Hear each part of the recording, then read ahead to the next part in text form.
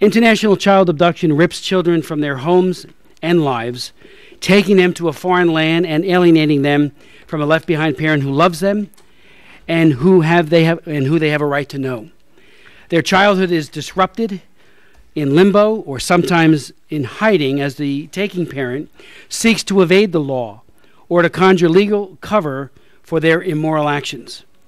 Abducted children often lose their relationship with their mom or their dad, half of their identity and half of their culture. They are at risk of serious emotional and psychological problems and may experience anxiety, eating problems, nightmares, mood swings, sleep disturbances, aggressive behavior, resentment, guilt, and fearfulness. The return rates of American children are still devastatingly low. In 2010, 978 children were abducted to Hague Convention signatory countries, and 360 children were returned. That is only 38%. Some Hague signatories are simply not enforcing return orders.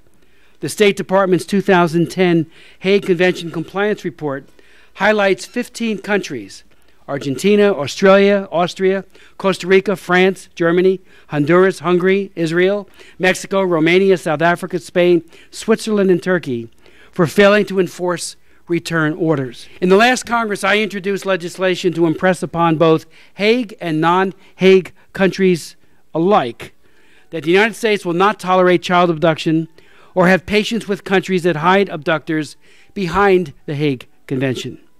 Yesterday, I reintroduced the bill, the International Child Abduction Protection and Return Act of 2011. The new bill, H.R. 1940, will empower the President and the Department of State with new tools and authorities to secure the return of abducted American children. Under this new proposed law, when a country has shown what we call a pattern of non-cooperation in resolving child abduction cases, the President will be able to respond decisively with a range of actions and penalties, 18 in all.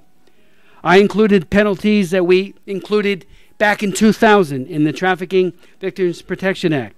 I'm the prime author of that legislation. It has worked in combating human trafficking.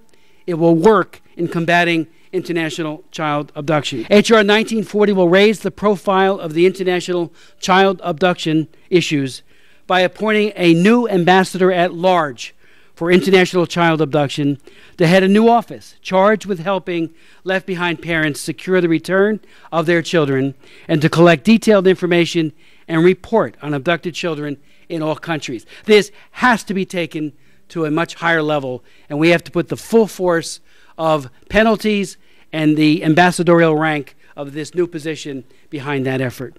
The growing incidence of international child abduction must be recognized for the serious human rights violation that it is, and decisive, effective action is urgently needed. Our hearing this afternoon will help us all to understand better the impact that child abduction has on children, parents, and entire families, and provide us with the opportunity to explore the actions needed to end it.